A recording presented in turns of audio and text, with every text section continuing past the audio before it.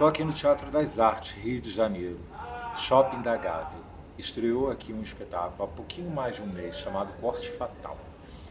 Esse espetáculo é uma trama policial que envolve humor e tem um clima de suspense, porque parece que nem os atores sabem como é que o espetáculo vai acabar.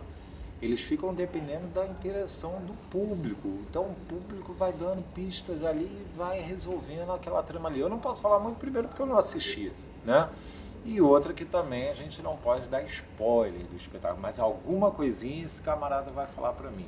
Carmo Dallavec, olha o talento que está aqui do meu lado, gente. Ele tá junto nesse elencaço aqui em cena.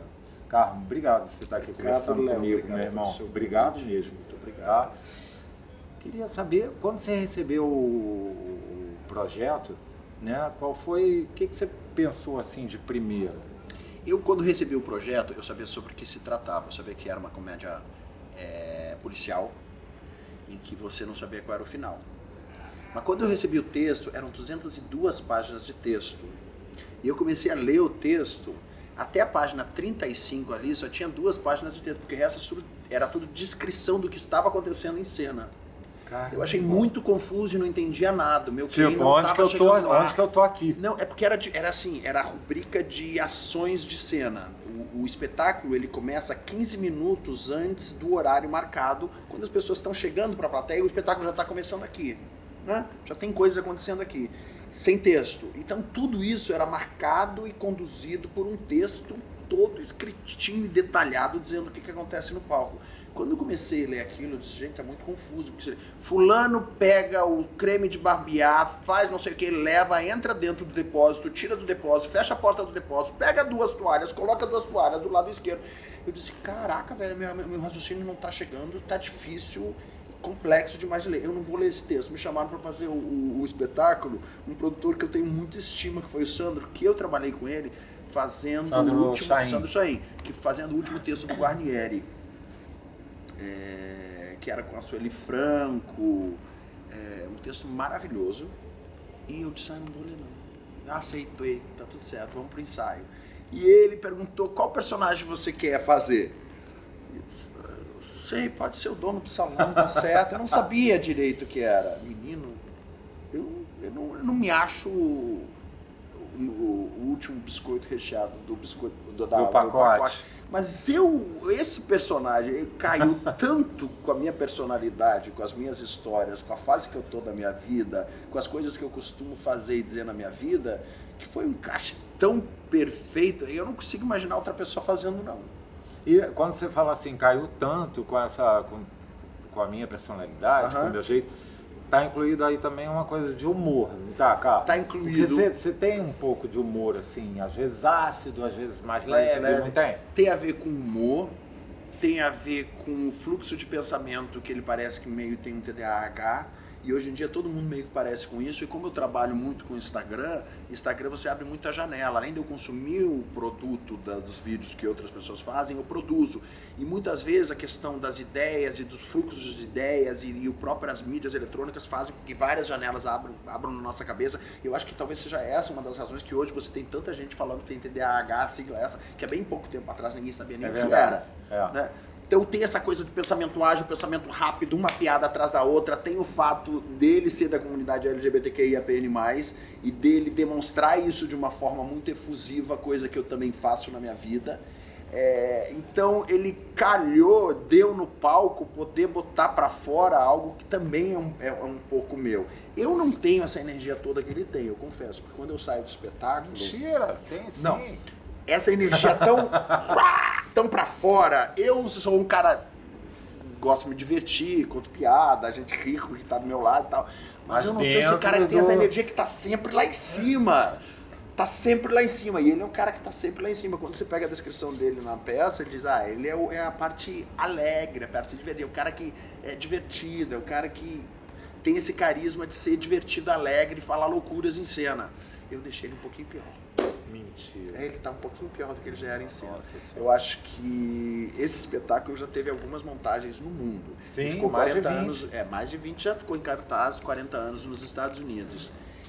Eu acho difícil que em outra montagem, eles têm feito um cara Então, tão safado, tão sexualmente disposto minha Nossa Senhora, eu quanto tô eu curioso tô pra ver fazendo isso aqui em nessa cena. peça. Eu acho que eu não tenho pruridos, eu não tenho vergonha, eu não tenho, talvez pela minha posição, de brincar com esse universo. Você ia falar uma coisa que eu queria ressaltar para quem estiver assistindo a gente, que é o seguinte: esse espetáculo ele já foi traduzido para 28 idiomas.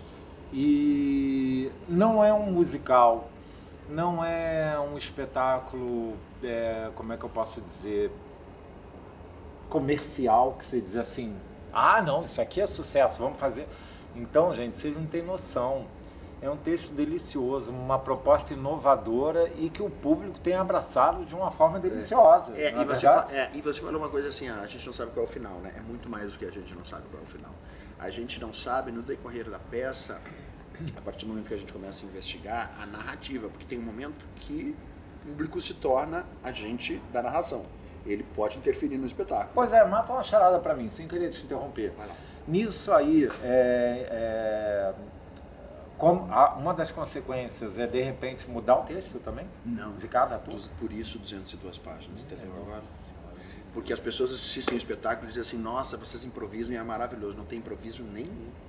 São 202 páginas de opções, de perguntas ou de interferências que a plateia pode fazer durante o espetáculo e a gente tem que agarrar essa interferência da plateia e tomar rumo. Minha Nossa Então Senhora. não é que a gente continua fazendo sempre do mesmo jeito, não. De acordo com que a pergunta que ele faz, a gente cria uma abreviação, a gente cria uma ponte, ou a gente cria um trajeto e a gente vai por ali. Depois a gente pode retomar até, mas a gente vai lá, depois a gente vai lá, depois a gente tem que se relacionar com tudo que é dito na plateia.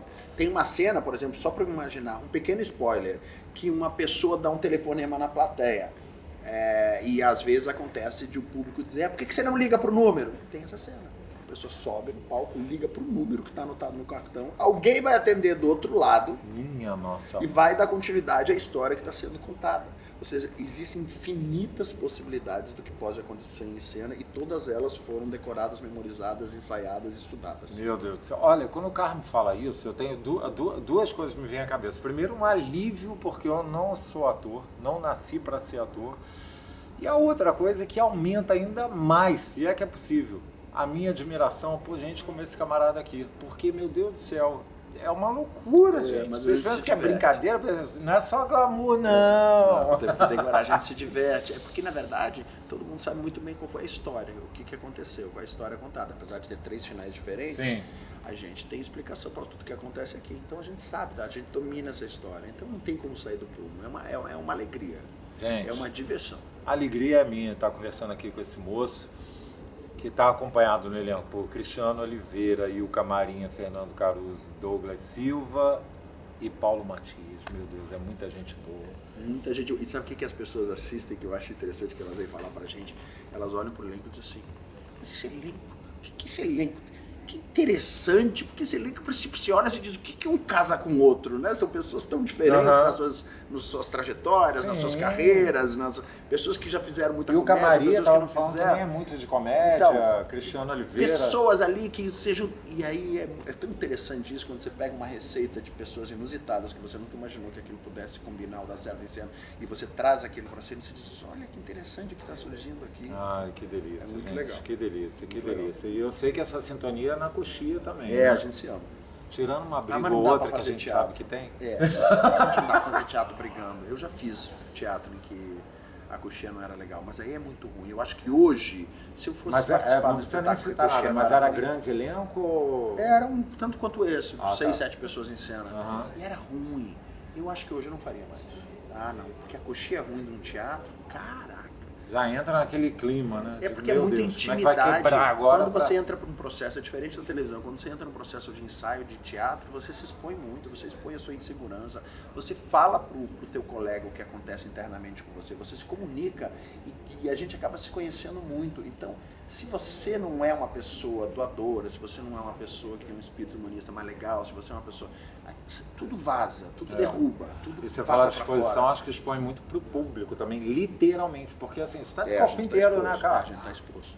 O meu corpo está exposto, a minha dicção está exposta, a minha fala está exposta, se eu consigo falar num palco sem microfone, está exposto, se eu consigo relaxar diante de um teatro lotado, está exposto, se eu tenho segurança como ator, se eu tenho dicção, se eu tenho controle técnico, isso tudo aqui está exposto, porque não tem edição, não tem corte, não tem a música que entra de fundo e dá o clima, não tem nada disso, é o ator que está em cena, pro bem e pro mal. Não, nesse caso aqui, pro bem, gente, eu tenho certeza absoluta, eu não tenho dúvida de que eu vou me divertir muito hoje aqui assistindo esse espetáculo. Carmo, quero te agradecer muito, irmão, da gente bater esse papo aqui. Estou muito feliz mesmo da gente estar aqui batendo esse papo e desejo sempre muito sucesso. Obrigado. E depois do espetáculo a gente conversa. Bom Você me demais. fala se eu menti ou não. Bom demais. Muito obrigado, gente. Até a próxima, se Deus quiser.